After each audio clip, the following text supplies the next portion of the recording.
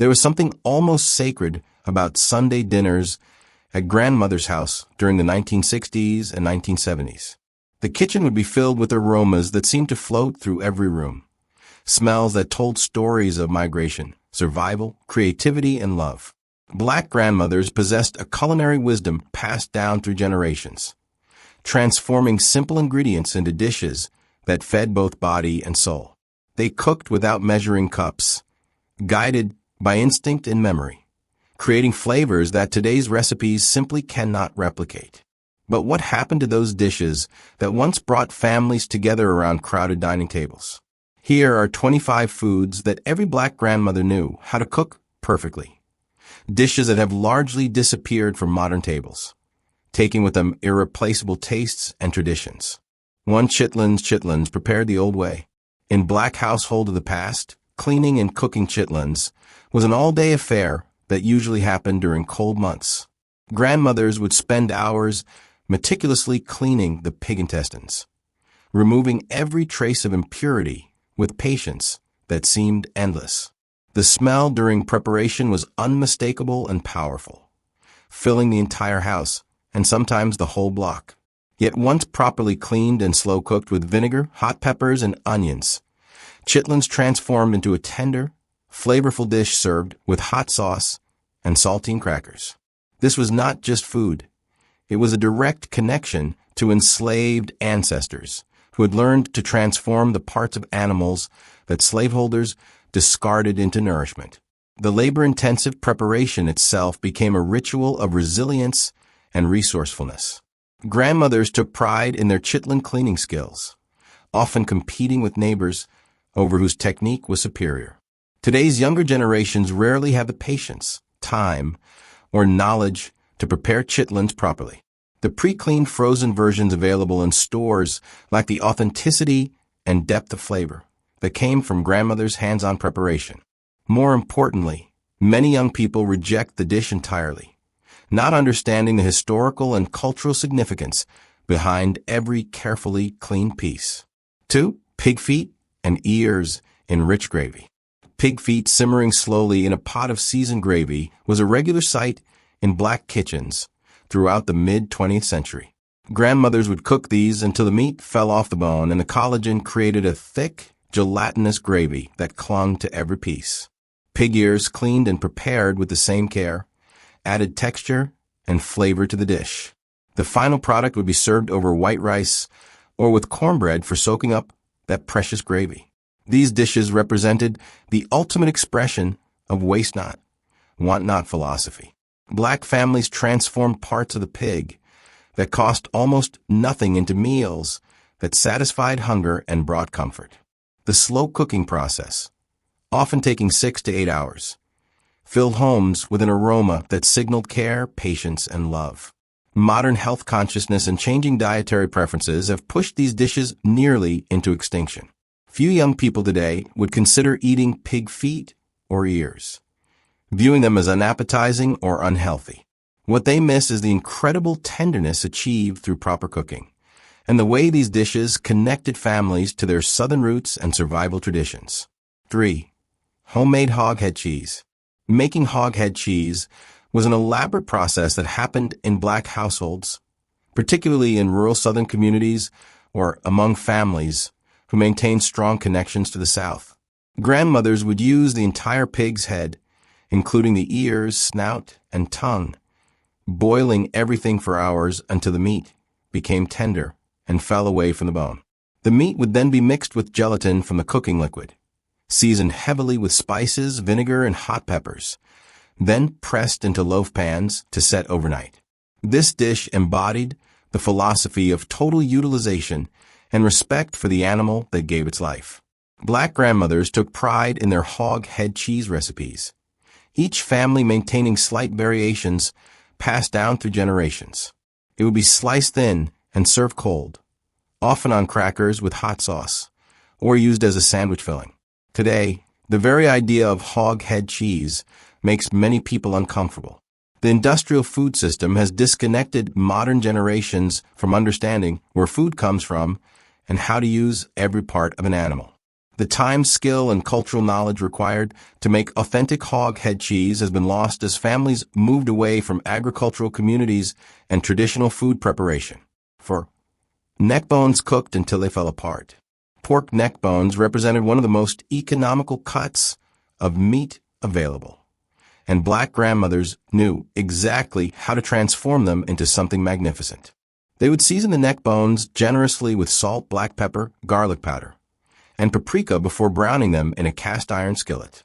Then came the slow simmer, sometimes for 3 or 4 hours, in a pot with onions, bell peppers, and just enough water to create a rich, thick gravy. The key was cooking them long enough that the meat became fall-off-the-bone tender and the marrow enriched the cooking liquid. Families would gather around the table, picking the meat off the bones with their fingers, sopping up gravy with cornbread or white bread.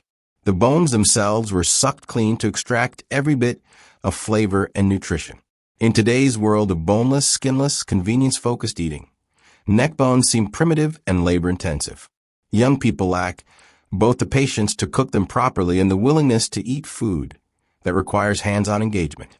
The social aspect of sharing a pot of neck bones, the communal picking and eating together, has been replaced by individual plated meals that lack the same intimacy. 5. Oxtails in the traditional style. Before oxtails became trendy and expensive in upscale restaurants, Black grandmothers were cooking them in ways that modern chefs try to replicate but rarely match. They would flour and brown the oxtails first, then braise them for hours in a deep pot with butter beans, carrots, potatoes, and a gravy so thick and rich it could stand on its own. The key was the long, slow cooking that broke down the connective tissue and created an almost velvety texture. These were not the $15 per pound oxtails of today's grocery stores. In the 1960s and 1970s, oxtails were considered cheap cuts that required time and skill to make edible. Grandmothers knew that patience was the secret ingredient. Rushing the process resulted in tough, chewy meat that would disappoint everyone at the table. Today's oxtails, while popular, rarely achieve the depth of flavor that came from grandmother's cast iron pot after hours of careful tending. Modern recipes often use pressure cookers or slow cookers set on timers, removing the hands-on attention that made the difference. More importantly, the prohibitive cost means that oxtails have moved from sole food staple to occasional luxury, changing their cultural meaning entirely. 6. Fresh hog maw stuffed and baked. Hog maw's pig stomach was another example of Black grandmother's ability to transform humble ingredients into celebratory food. The stomach would be thoroughly cleaned, then stuffed with a mixture of sausage, potatoes, onions, and seasonings before being sewn shut and baked slowly in the oven. The result was a dish that looked impressive on the table and offered multiple textures and flavors in each bite. This was special occasion food, often prepared for holidays or significant family gatherings. The preparation required skill and knowledge. Cleaning the hog maw properly was crucial, and seasoning the stuffing required the kind of intuitive understanding of flavors that came only from experience. Grandmothers would compete with each other over whose stuffed hog maw was the most delicious. Modern sensibilities have made dishes like stuffed hog maw virtually extinct. The very idea of eating stomach lining makes many people uncomfortable, and the lengthy preparation time seems impractical in today's fast-paced world. Additionally, the knowledge of how to properly clean and prepare organ meats has largely died out, taking this impressive dish with it. 7. Tripe cooked in tomato gravy. Beef tripe, thoroughly cleaned and slow-cooked in a rich tomato-based gravy with onions, bell peppers, and hot sauce, was a regular meal in many Black households. Grandmothers knew that tripe required long cooking to become tender, sometimes boiling it first for an hour before adding it to the gravy for another 2 hours of simmering. The final dish had a unique texture, tender yet slightly chewy, with the ability to soak up the flavorful gravy. This was another example of making something delicious from an inexpensive cut of meat that many people overlooked. The preparation demonstrated both culinary skill and economic wisdom.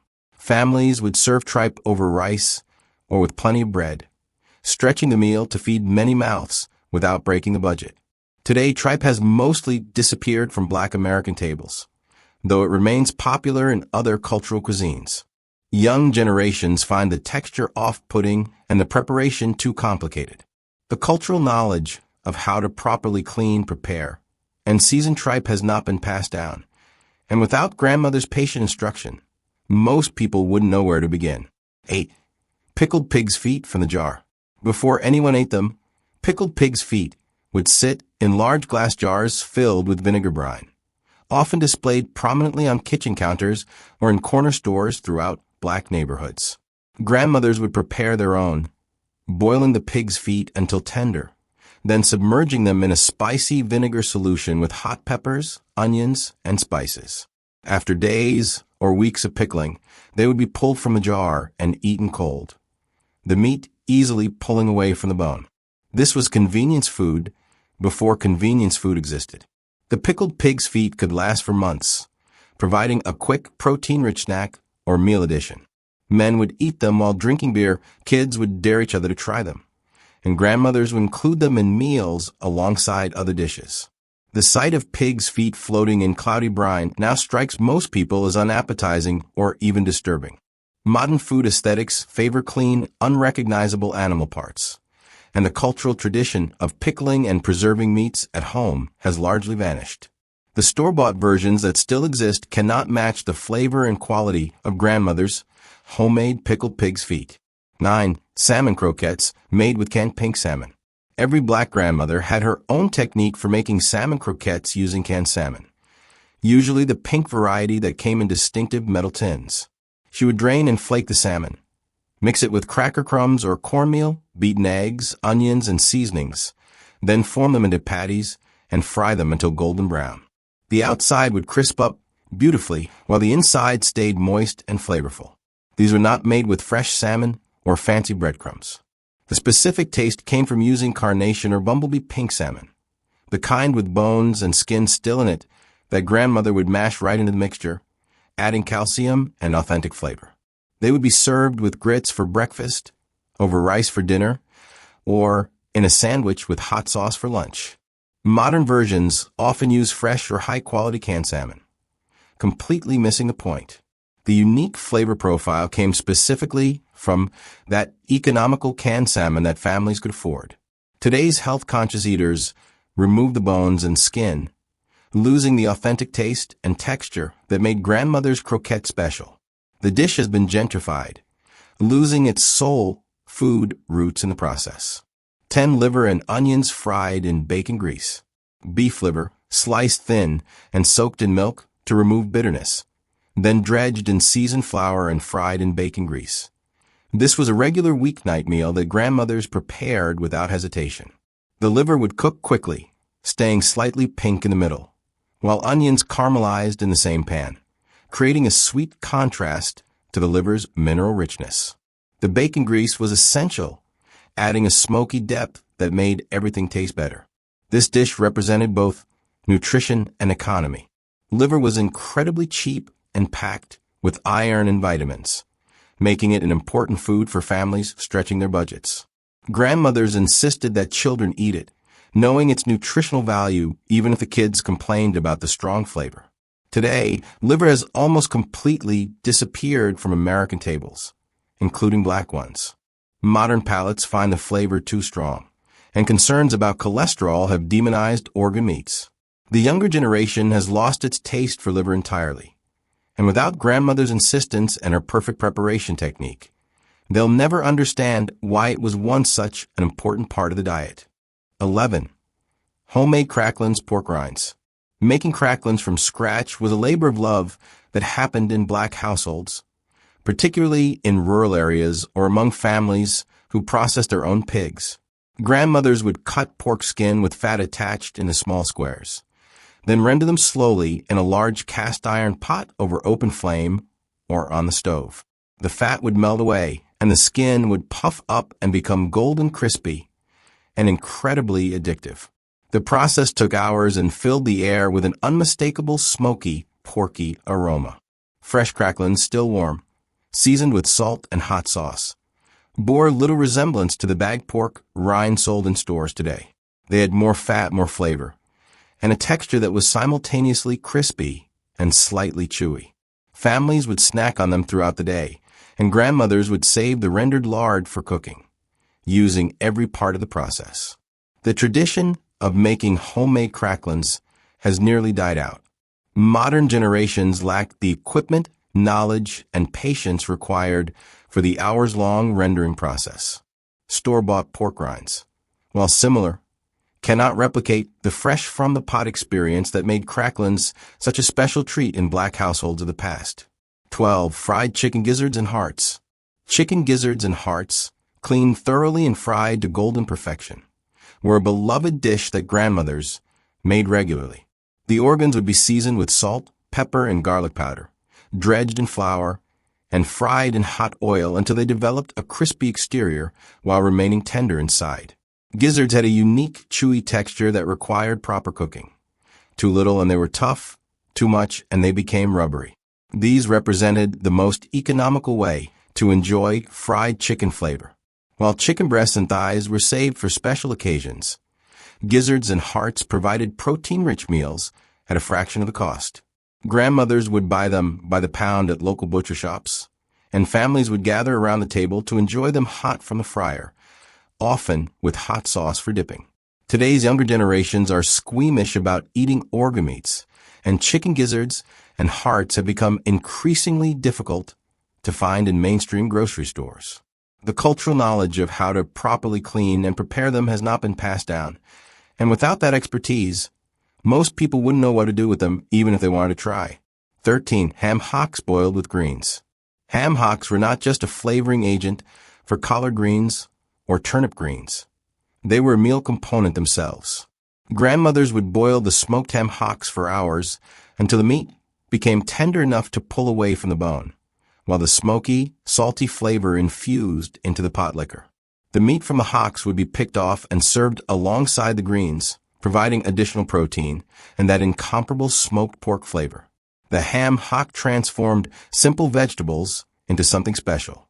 The pot liquor, the cooking liquid left behind, was precious, often saved to cook rice or serve with cornbread for soaking. Nothing was wasted. Every drop of flavor was extracted and utilized to feed the family. Modern cooking often treats ham hocks as mere seasoning, discarding them after they've flavored the greens.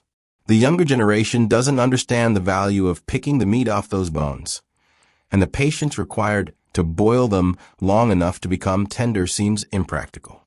Additionally, concerns about salt and fat have made many people avoid ham hocks altogether, losing a fundamental part of traditional soul food preparation. 14. Fried fish with the head still on. When grandmother fried fish, she bought them whole, heads, tails, fins, and all.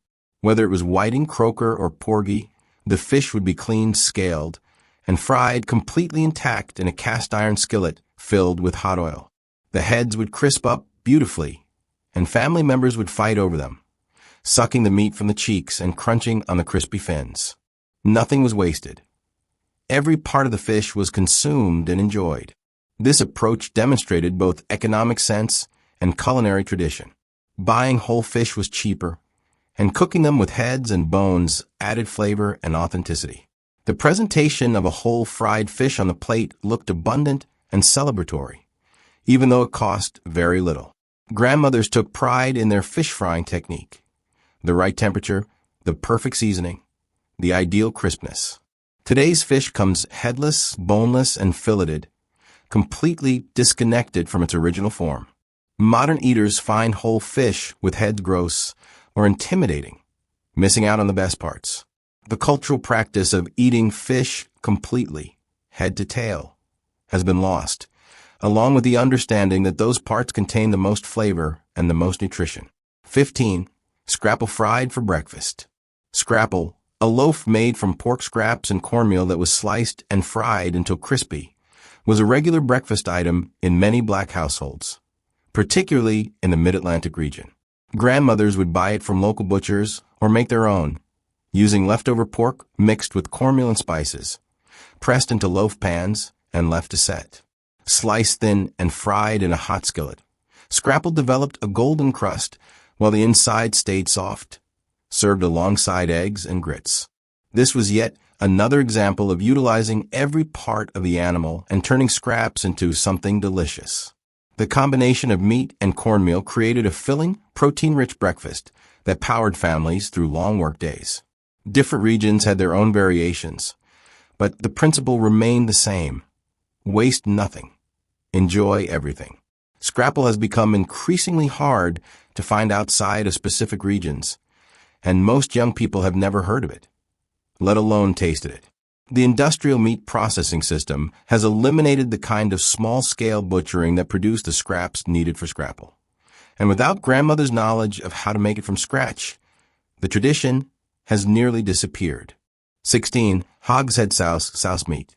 Souse meat, also known as souse or head cheese in some regions, was a jellied meat made from pig's head, feet, and sometimes tongue, heavily seasoned with vinegar, hot peppers, and spices.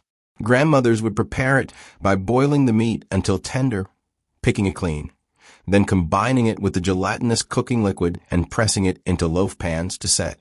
The result was a cold cut that could be sliced thin and served on crackers and sandwiches or eaten straight with hot sauce. This dish represented the pinnacle of nose-to-tail eating, using parts of the pig that would otherwise be discarded. The vinegar and pepper gave it a tangy, spicy flavor that cut through the richness of the meat and gelatin. Every family had their own recipe, with slight variations in spice levels and which parts of the pig were included. Today, most people react with revulsion to the idea of souse meat, unable to get past its appearance and ingredients. The cultural knowledge of how to prepare it has not been transmitted to younger generations, and the dish exists now mainly in the memories of older Black Americans who remember grandmothers serving it at family gatherings. 17. Fatback fried until crispy. Fatback, solid slabs of pork fat from the back of the pig, was a staple in Black kitchens throughout the mid-20th century. Grandmothers would slice it thick or thin depending on the purpose, fry it in a cast iron skillet until golden and crispy, then use it as a meat component in meals or crumble it over vegetables for flavoring. The rendered fat would be saved for cooking, while the crispy pieces provided a bacon-like element without the cost of actual bacon. This ingredient exemplified making do with what was affordable and available. Fatback was cheaper than any other pork product, and a little went a long way in adding flavor to meals. It could season vegetables, provide protein alongside beans and rice, or be eaten as a side dish itself, often with syrup or molasses for a sweet-savory combination. Modern health consciousness has completely eliminated fatback from most people's diets. The idea of eating pure pork fat seems outrageous in an era obsessed with low-fat eating and cholesterol concerns. The cultural practice of rendering and using animal fats has been replaced by vegetable oils, and the unique flavor that fatback brought to soul food cannot be replicated by any substitute. 18. Fried bologna steaks. Bologna wasn't just for sandwiches in Black households, it was a dinner meat. Grandmothers would buy bologna by the pound from the deli counter, slice it thick like steaks, score the edges to prevent curling, and fry it in a hot skillet until the edges crisped up and the center puffed slightly. Served with eggs for breakfast or with macaroni and cheese for dinner.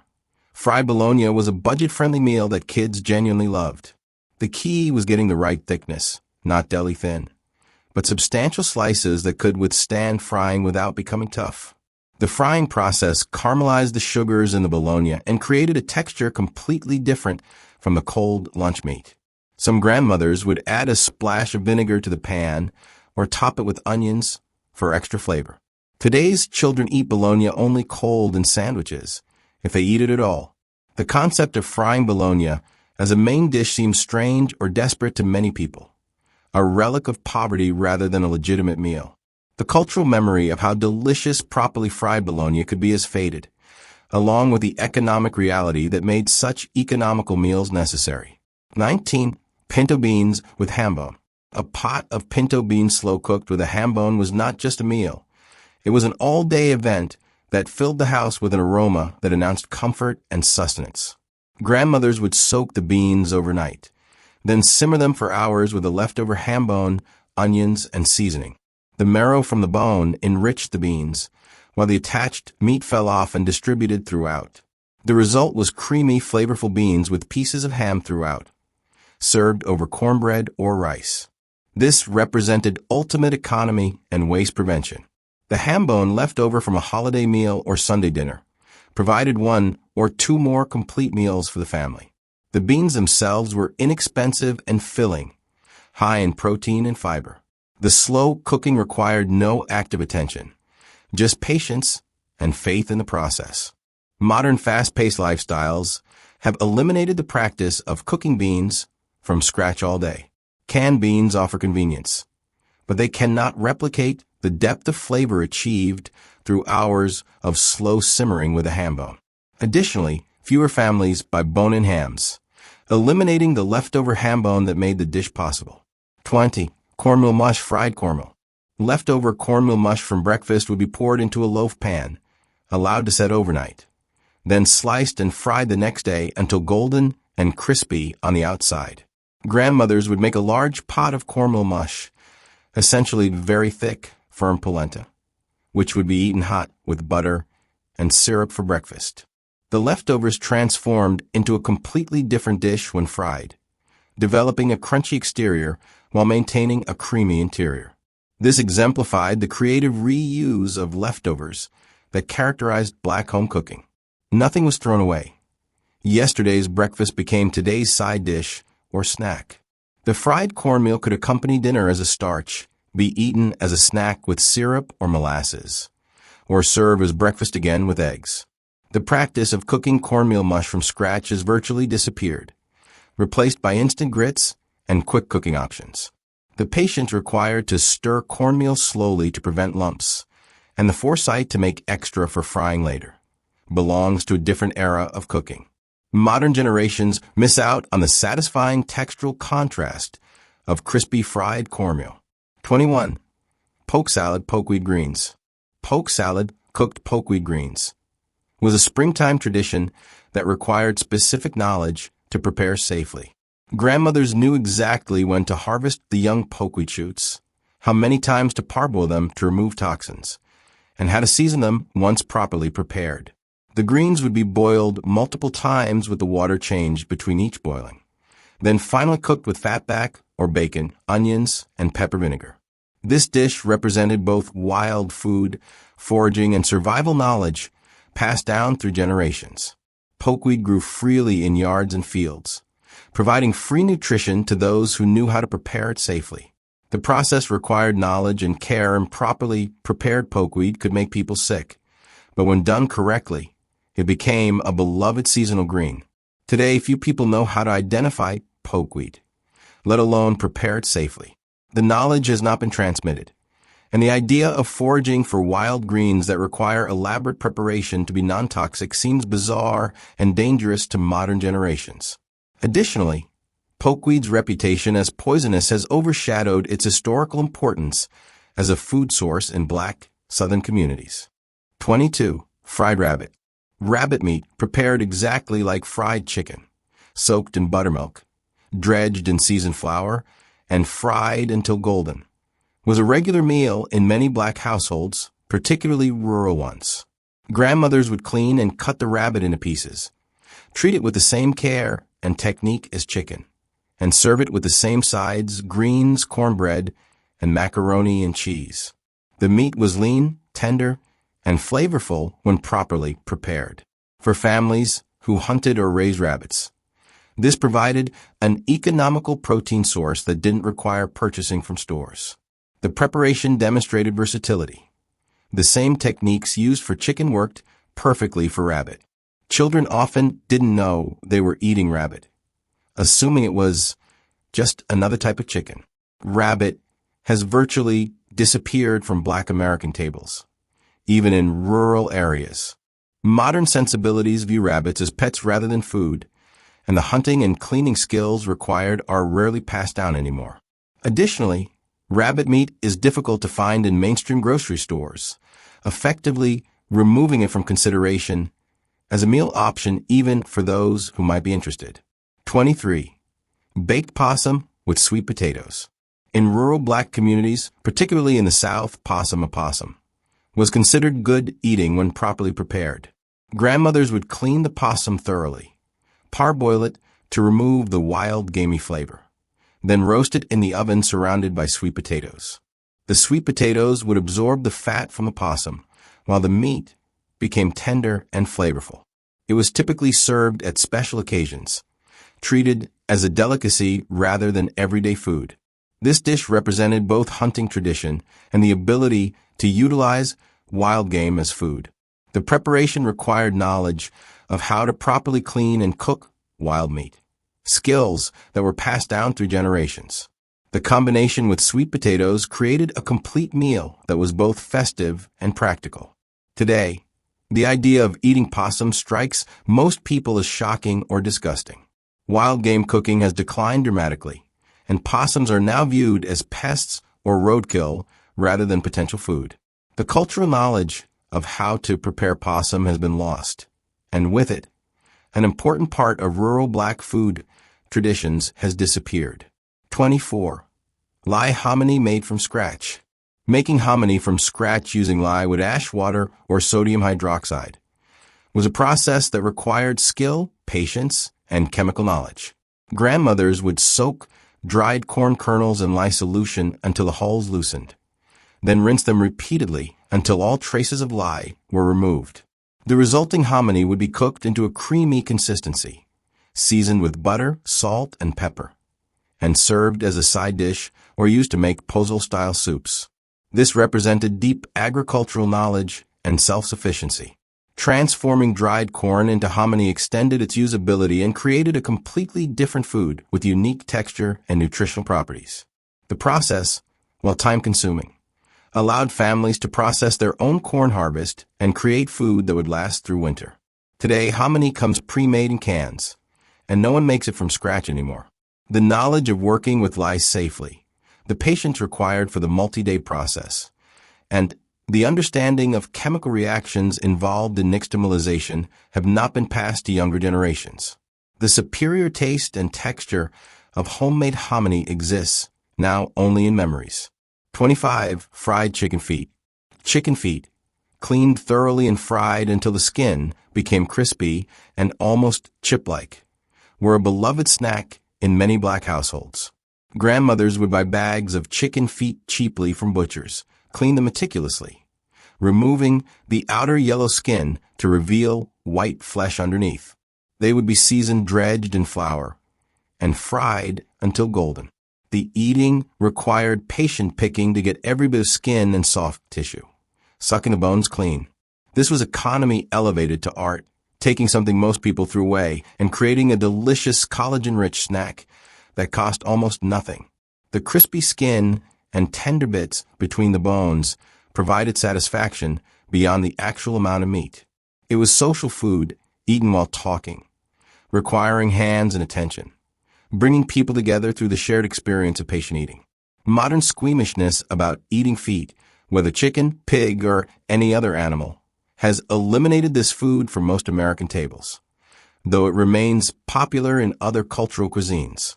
Young black Americans often react with disgust to the idea of chicken feet, unaware that their grandmothers once skillfully prepared them as treats. The cultural practice and the culinary knowledge have been lost together.